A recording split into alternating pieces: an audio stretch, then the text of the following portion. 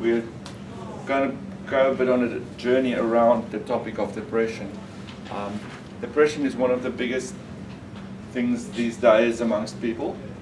So I'd say about 80% of all diseases have a psychosomatic origin. So most illnesses start because of a mental issue, stress or those sort of things, and that causes our illnesses. So one of the biggest issues these days amongst people is psychosomatic type of illnesses. So depression is a big one. I've handed out some of the handouts from Beyond Blue, but there's some more. There are other pamphlets and stuff. You can take more and give it to other people. So yeah, Beyond Blue was very kind and generous to us and gave us quite a lot of info, especially on depression and anxiety related things. So, okay, depression. Depression is not simply a temporary change in mood or a sign of weakness. It's a real medical condition with many emotional, physical, behavioral, and cognitive symptoms.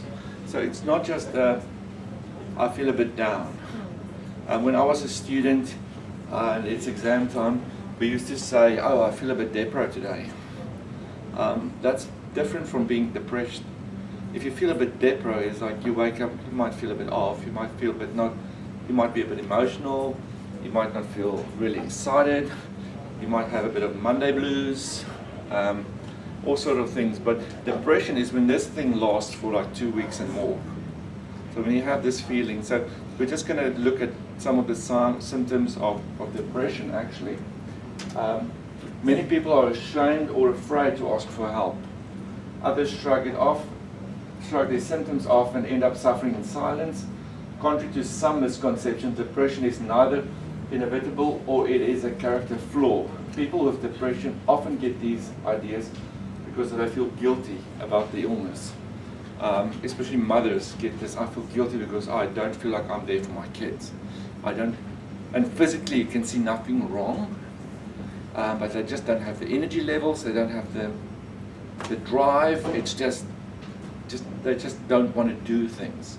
So, and many people there's a stigma towards this because it's not a physical illness that we can see. It's like, because it's a mental illness, people say, okay, just pull yourself together, you know, like sometimes they'll say, go for a nice walk. People with depression don't want to walk. They don't want to do exercise. Also, another thing that doesn't really help is having a support group for people with depression. It's either going to be a very depressed little group, because it's only going to be 1 or 2 people, because another issue with people with depression is we don't want to socialize. So don't put me in a support group and let us talk about how we feel. I just want to be alone in my dark room, in my bed, and that's it.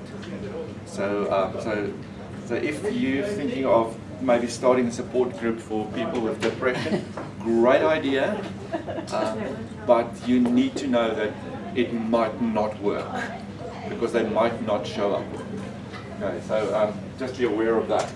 Okay, signs of depression is feeling sad, flat or down most of the time, more than 2 weeks. Okay, we all get feelings of depression. We all get sad. We all feel flat. We all feel run down.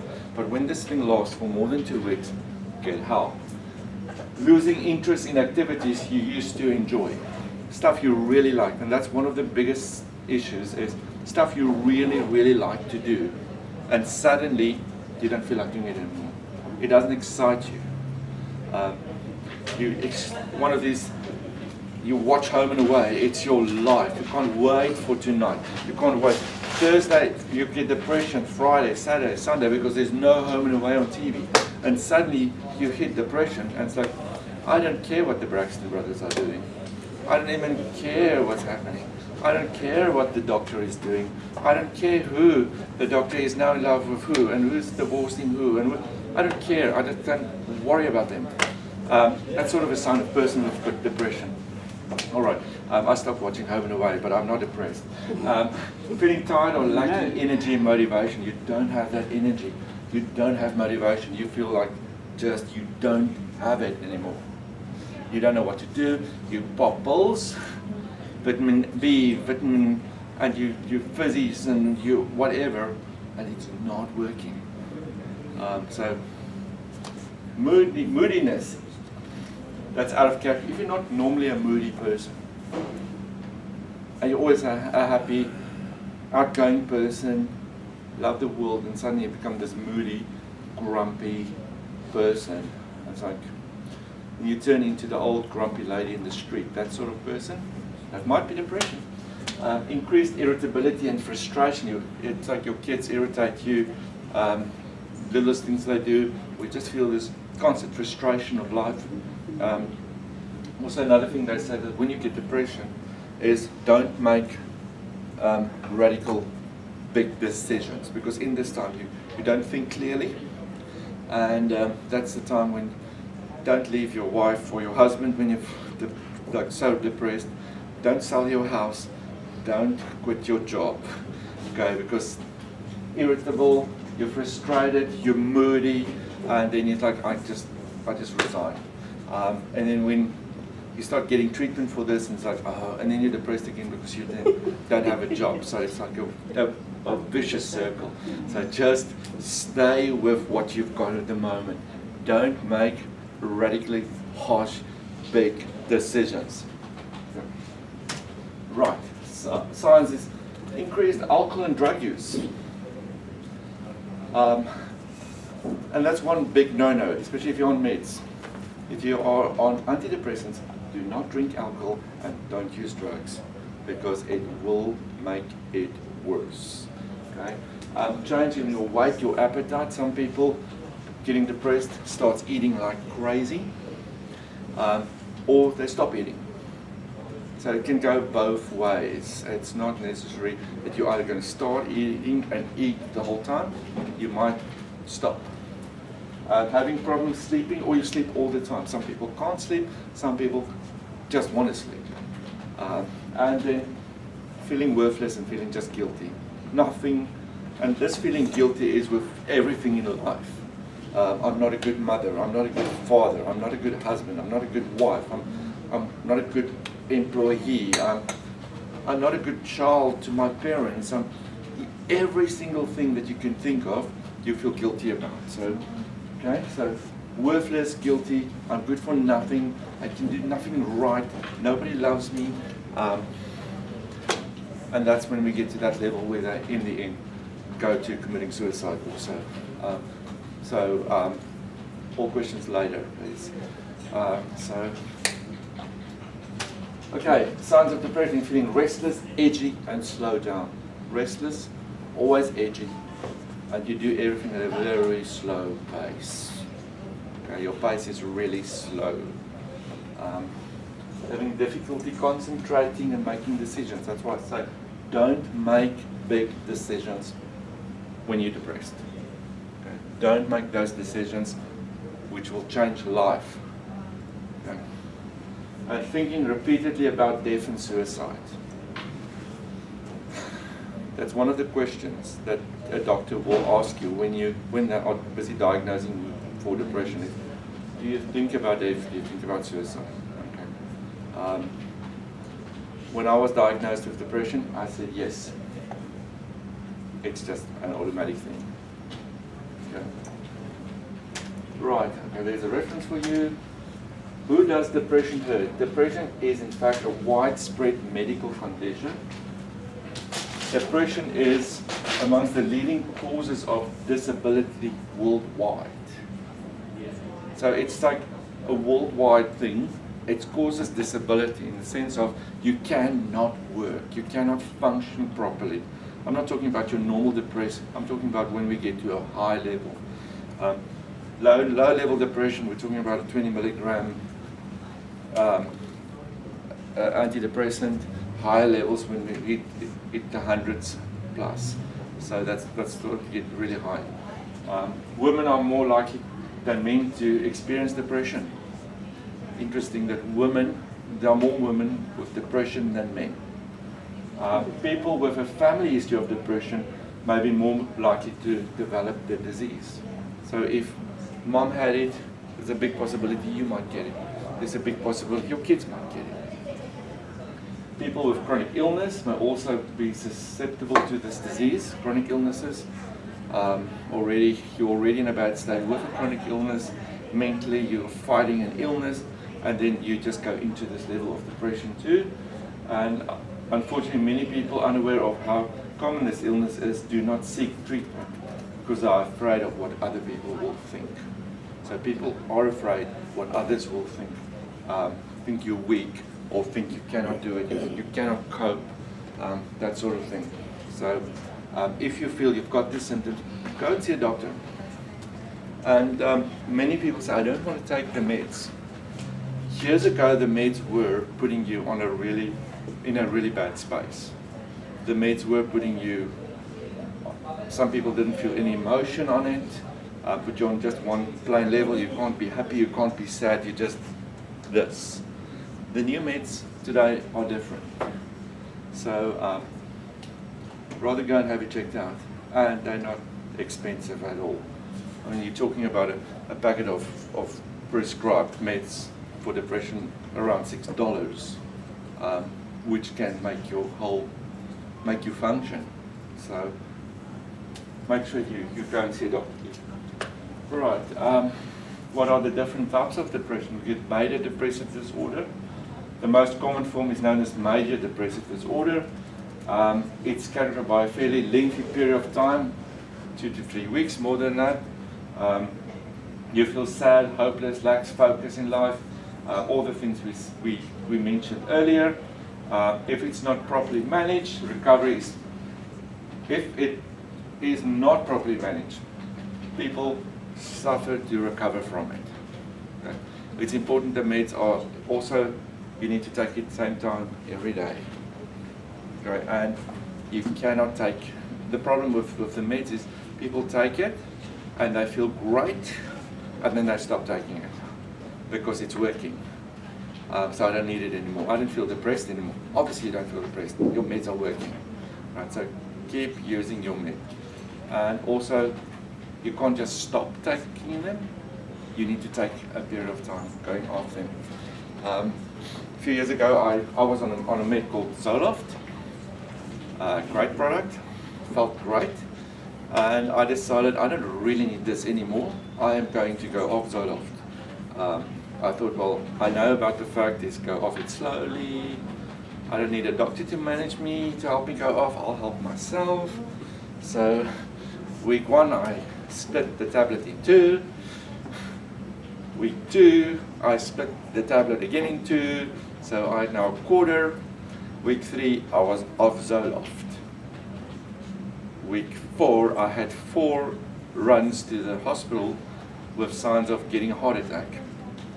And it was all just because of me getting off Zoloft. Anxiety, everything possible. I was like driving and if you go back to the doctor, I think I need the ECG now. Something's not well. So I've been on Zoloft for a year. I should have taken 3 months to get off Zoloft, not 2 weeks. So it's not a product. Depression meds are not meds you just take and go off it. You have to take a period of time to work through it. Seasonal depression. This depression we get mostly overseas. Luckily not so much here where we are, but in countries where it's really gets cold and dark and you don't go outside and you don't get sunlight. Seasonal depression, I'm talking about Canada there. Also countries, that's why in wintertime most suicides happen in places like England. The places are Norway, those places. That's the time of the most depressions and the most suicides because people don't go out, they're just in their homes, it's cold, it's miserable, so they become very depressed. So seasonal, and then when we get spring, when it's spring again, they'll bring again tulips from Amsterdam and everyone's starting to become happy again. So seasonal depression happens. And then post-trauma depression, postpartum depression, or depression postnatal depression, where a woman gets depression after giving birth. This happens a lot. If it's someone that's actually on depression meds when she's pregnant, that will definitely happen. So that needs to be managed definitely by the medical people. Bereavement, we all know this one. After we lost a loved one or lost something.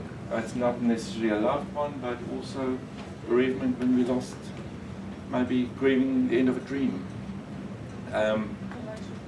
Moving house, whatever makes us grieve. So that's also, that can cause depression. So, right. Factors, depression may be caused by one factor alone or a combination of factors. So there might be a few things involved in this process of a person getting depression. Some factors believed to contribute to depression are your family history, as we mentioned before, a chemical imbalance in your brain. So we all live an extremely stressful life. We have a hormone in our brains called serotonin, which is our happy hormone. The only issue is that our bodies don't produce this hormone. You are born with it. And every stressful incident in life uses this up. And when it's gone, it's gone. And that's when we hit depression levels. The only way for us to actually fill this is with antidepressants. If you don't want to go on the antidepressant thing, B complex, a very good strong B complex helps, and bananas. Bananas is the only fruit that helps you to fill or to add to your serotonin. So that's why bananas really gives us bounce. It's good to eat a banana a day. So it's not an apple a day that keeps the doctor away, but a banana a day. All right, so okay. Other things is difficult life events, traumatic events in our childhood, especially a person, and those of you that study counseling especially will know that when you work with a kid or a person in the counseling room that's going through some issues, when we talk about the life stages of Erickson and them, and stuff happened in their childhood that caused trauma, it will show in their adulthood, so they're going to take that trauma with them. So that's another thing. And then also stuff like abuse, neglect, divorce, and family violence are things that actually create or add to your depression. Factors that may be related to depression is number one, gender. As we said, women are more likely to be depressed. Increased work demands. Suddenly, if your work demands get more, so suddenly, if you normally have work and suddenly your load becomes more, that can cause your depression levels to rise. So be aware of that. Also, like if your assignments start becoming more, like you've skipped a few and suddenly you have a few to hand in at once, that sort of thing, it can increase your level of depression. Chronic illness. Then low income, living alone or divorced can bring symptoms of depression. And substance use. Alcohol can also be associated with depression. So just look around you, even if you don't suffer from depression, but you see people around you, and they say, hey, why do I feel like this? Just there's some signals or some symptoms for you to look at. Right? What are some of the things to watch for? Emotional symptoms. We all know. We all seen emotional outbursts. So emotional things. A depressed person may feel sad, hopeless, have little interest in things around them. They feel overwhelmed. Depressed, that's sort of the thing that you come home from work and you go to your shower and you can turn open the taps and you just sit in your shower. Clothes and all, like we see in the movies. I tried that the other day. It's not fun at all. So yeah, it's really not a good thing. Showers are quite uncomfortable to sit in. So I tried that exercise. It's not a good one. But you get emotional and you just want to be cut off from the world. I don't enjoy spending time with my friends anymore. You just cut your friends off. Sometimes we make changes in our friends' circles. Sometimes we realize some of our friends are not good for us and we make specific changes, but this is like you don't want to spend time with people. I'm always sad and don't feel like myself. Sometimes I don't think my life is worth living, and I feel guilty for dragging everyone down with me. You get that a lot in the counseling room, that a client will come in and say to you, I'm sorry I have to tell you this. I'm sorry I have to give my burden to you, that sort of thing. So normally my reaction is, that's fine, that's my job. That's what you can do, I can take it. But they just feel like they're dragging everyone down. Physical symptoms. It's interesting that although depression is a emotional sort of thing, it's a disease in your brain, it also shows in your body. First of all, it shows in your energy levels. Your energy levels go down. Your appetite is either gone or it increased. You can't control your weight fluctuates. It either increases or it drops. And this is interesting. I have a lot of back pain. One of the symptoms is back pain. So a person that's got depression might suffer also from quite a lot of back pain. And that's the thing that makes them feel quite bad.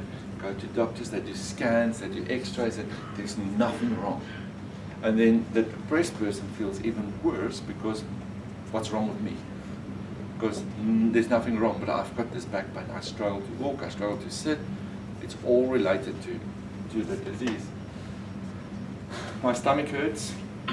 I often wake up in the middle of the night and I have trouble getting back to sleep. You don't have a full night's sleep anymore, or a good night's sleep anymore. That doesn't happen. My joints ache. You get pains. Joints, fingers, hands, knees. And I'm functioning in a slow motion. Part of the slow motion function is also because of backache and joints hurting. So it's more than just a brain thing. It goes throughout your whole body. So if someone's got depression, we need to understand that it involves the whole being, not just the mind, not just the mental side. Behavioral symptoms. When a person suffers from depression, they behave different. A person who is lively and cheerful may become slow, uninterested in what's going on around them. They can't get themselves off the couch or out of bed. Okay? They have no interest in sex. And they feel on the edge and restless the whole time, as if they're waiting for something bad to happen. It's like they're on the edge, they're waiting for bad. It's as if you're waiting for that letter from the tax man that says you owe them money. That's sort of on the edge. Something bad's going to happen. I know I owe them money. I'm waiting for the letter to come. That sort of. So, depression can also impair one's ability to think and reflect, and can affect memory. You have memory issues. If you are or have a spouse or are someone that's got depression, and you're starting to realize that you forget things, which cause conflict.